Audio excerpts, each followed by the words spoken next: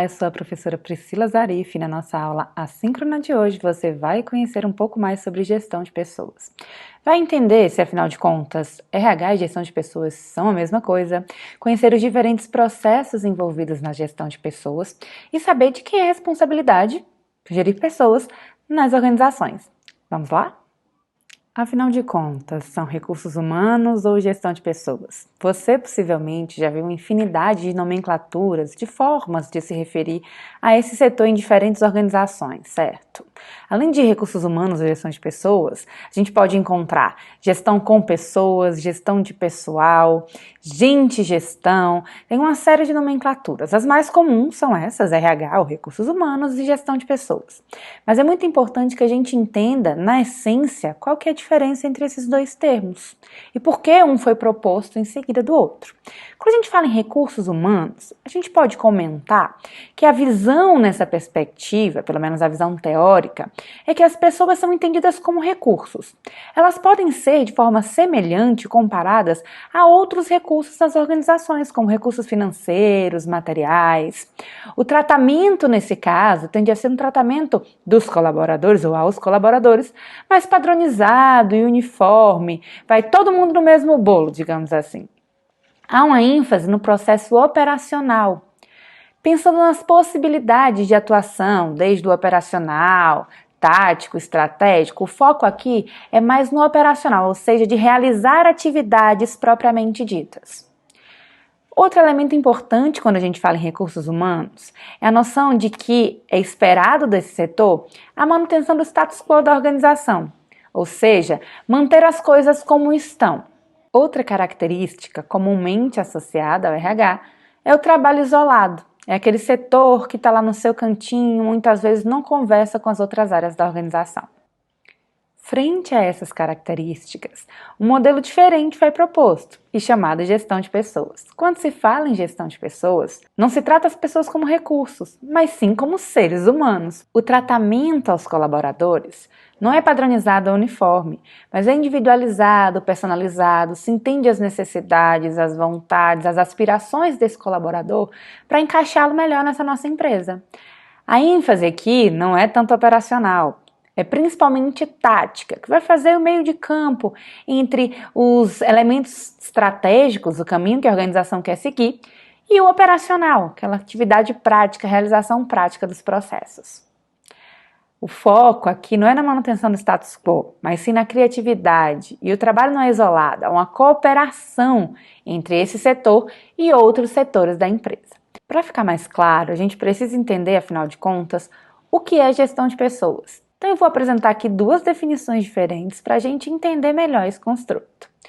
A primeira definição coloca que gestão de pessoas envolve o conjunto integrado de atividades de especialistas e gestores para conseguir proporcionar competências e competitividade à nossa empresa. Uma segunda definição chama que gestão de pessoas são as políticas e práticas que buscam conciliar as expectativas entre pessoas e organização, para que ambas se realizem. Qual dessas definições é mais adequada na sua visão? O que você acha? Vamos destrinchar cada uma delas para ficar mais claro. A primeira definição, a gente pode destacar que o foco dela é proporcionar competências e competitividade à empresa. Então a gente pode pensar aqui que é uma solução de ganha-perde. O que é que isso significa?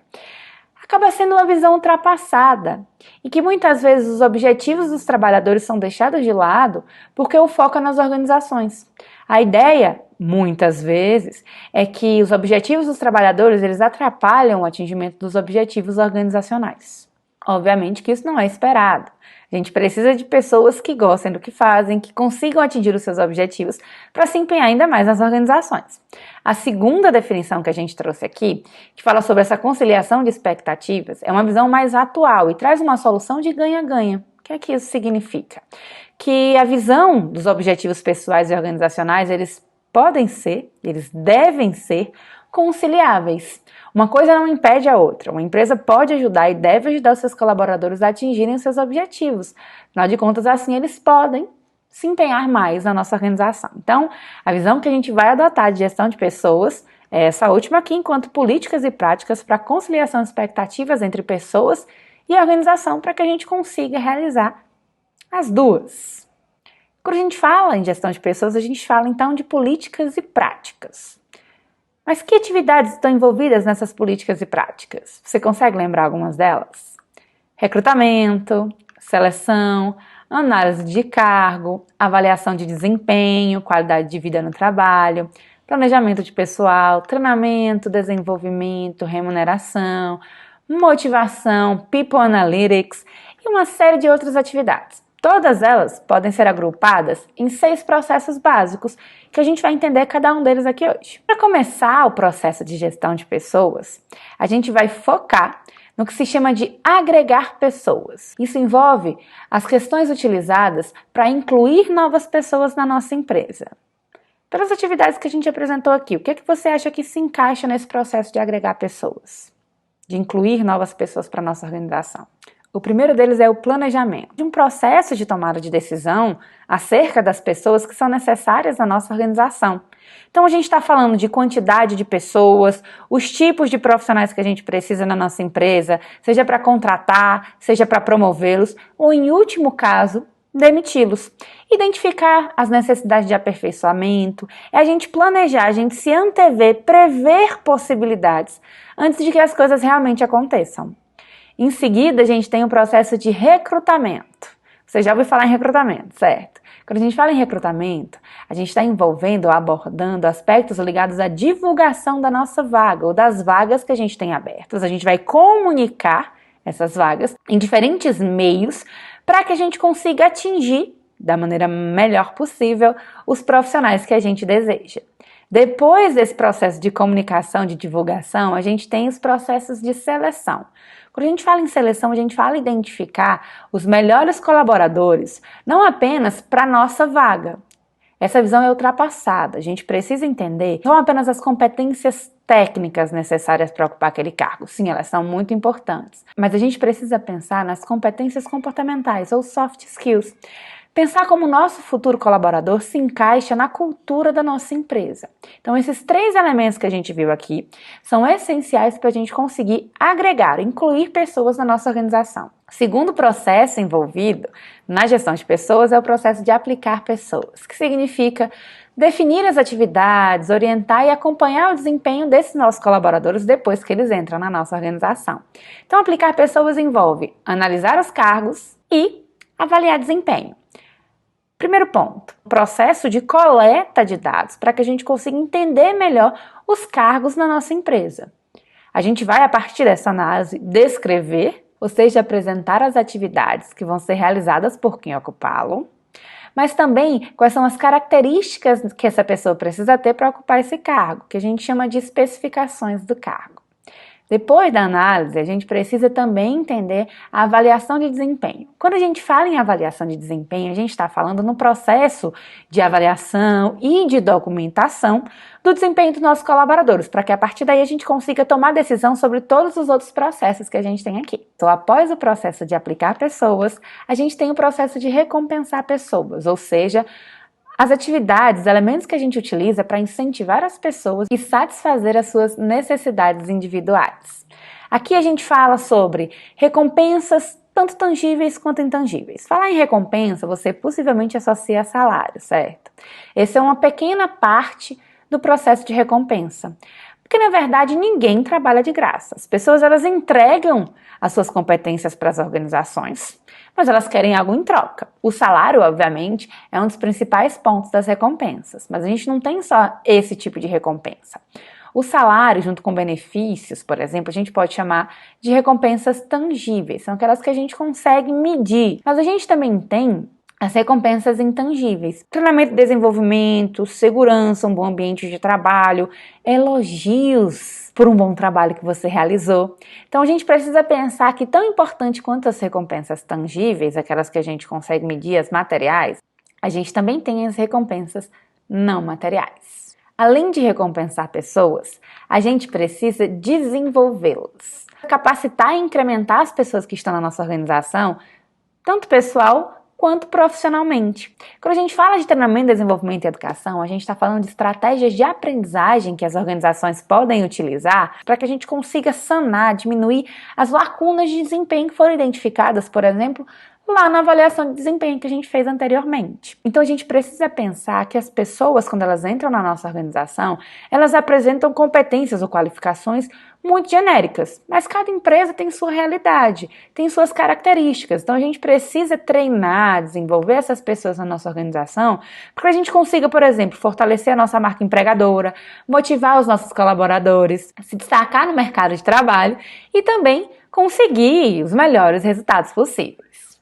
Além de desenvolver pessoas, a gente precisa mantê-las na nossa organização. Porque imagina, se você investiu nos processos de treinamento, desenvolvimento e educação, e essa pessoa sai da sua empresa e vai para o seu concorrente. Imagina, você perdeu dinheiro 2 vezes, porque além de perder o investimento, você ainda entregou de bandeja para o seu maior concorrente. Então a gente precisa manter pessoas, ou seja, criar condições ambientais e psicológicas satisfatórias para que as pessoas queiram permanecer na nossa organização. Então para isso a gente trabalha aspectos ligados à motivação e a qualidade de vida no trabalho. A gente vai ver na nossa disciplina que existem diferentes teorias de motivação, que a gente precisa entendê-las, identificar aquelas que são mais atuais e que se mostram mais robustas para que a gente consiga, embasada teoricamente, aplicar e obter os melhores resultados na nossa organização. Qualidade de vida envolve uma série de ações da nossa empresa, desde ações gerenciais, tecnológicas, visando o bem-estar das pessoas na nossa organização. É a gente trabalhar o nosso ambiente de trabalho para que as pessoas gostem do que elas estão fazendo, que elas percebam que tem uma qualidade de vida no trabalho. Existem diferentes formas ou diferentes estratégias de criação e manutenção de qualidade de vida no trabalho. Por exemplo, uma delas envolve desde as ações de ergonomia, de ter um bom ambiente físico no trabalho, manter uma boa relação família-trabalho, dentre outras. E por último, a gente pode colocar que o processo de monitorar pessoas é muito importante para a gente fechar o ciclo e alimentar também todos os outros processos. Então, monitorar pessoas envolve acompanhar e controlar as atividades e verificar os resultados. Com a tecnologia cada vez mais avançada, a gente tem identificado diferentes estratégias para fazer esse processo de monitoramento. Desde Big Data, que é a análise de grande quantidade de dados, a People Analytics, que a gente vai investigar, por exemplo, o nosso colaborador, o nosso cliente, para conseguir manter os nossos trabalhos, a nossa atuação na organização cada vez melhor. Se fala muito nas empresas hoje do Data Driven, uma atuação nas organizações guiada por dados. A gente precisa conhecer melhor os nossos colaboradores, os nossos clientes, para que a gente consiga ter uma atuação mais assertiva. E a ideia aqui é que a gente vai sair dos achismos, a gente precisa entender, analisar cada vez mais esses processos. Muitos psicólogos têm atuado nas organizações nessa parte de monitorar pessoas, porque o dado pelo dado, o dado bruto, ele não quer dizer muita coisa, a gente precisa interpretá-los de uma maneira adequada, a gente precisa entender o comportamento humano para conseguir identificar melhores estratégias de intervenção a partir dos resultados que a gente encontrou. Pensando nesses processos que a gente acabou de ver aqui, qual deles você identifica que é o mais importante da gestão de pessoas? Todos são igualmente importantes. A ideia é que há uma interdependência e uma visão sistêmica desse processo. Como assim? Se a gente não fizer um processo de agregar pessoas de maneira adequada, se a gente não contratar as melhores pessoas para a nossa organização, a gente vai ter problemas na aplicação de pessoas, no processo, por exemplo, de avaliação de desempenho. A gente vai precisar desenvolver melhor essas pessoas muito mais fortemente do que se a gente tivesse feito esse processo de maneira adequada. A gente possivelmente vai ter problemas nas recompensas, na motivação, e vai ter que fazer cada vez mais esse processo de monitorar pessoas. Mesmo vale, se a gente for colocar por mais que eu tenha feito um processo de agregar pessoas, que eu tenha contratado as pessoas melhores para a nossa organização, mas por acaso eu não expliquei para elas exatamente o que elas precisavam fazer lá na descrição de cargo, ou se eu não conseguir remunerá-las da maneira adequada, a gente vai ter problema. Então a ideia é que todos esses processos eles estão interligados. Obviamente, quando um falha, os demais vão ser afetados também.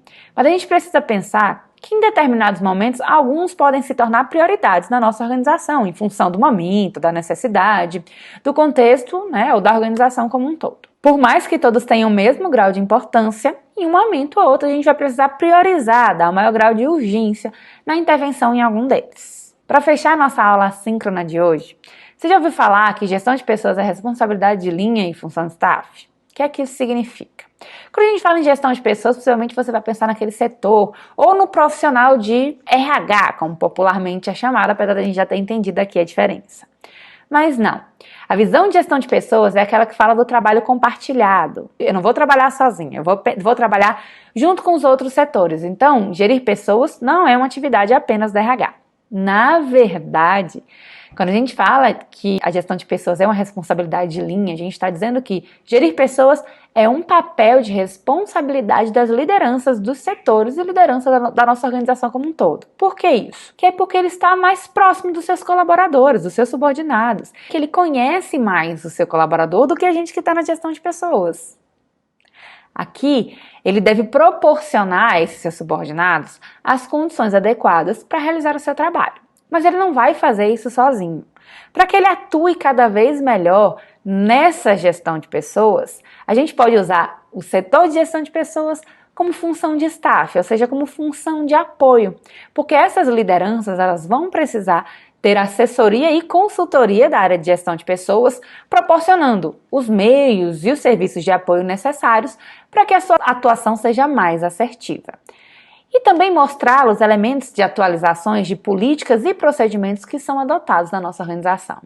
Então, para fechar a nossa aula, a gente precisa entender que gerir pessoas é uma parceria entre os gestores de linha e do seu setor específico de gestão de pessoas. Então, você, como futuro profissional de gestão, precisa entender que essa relação é muito importante. Obviamente que percalços, problemas vão acontecer, principalmente quando a organização começa a lidar com essa visão compartilhada de gestão de pessoas. Espero que o conteúdo tenha ficado claro para você. A gente se encontra na aula síncrona para debater um pouco mais, tirar dúvidas e aprofundar no assunto. Até lá!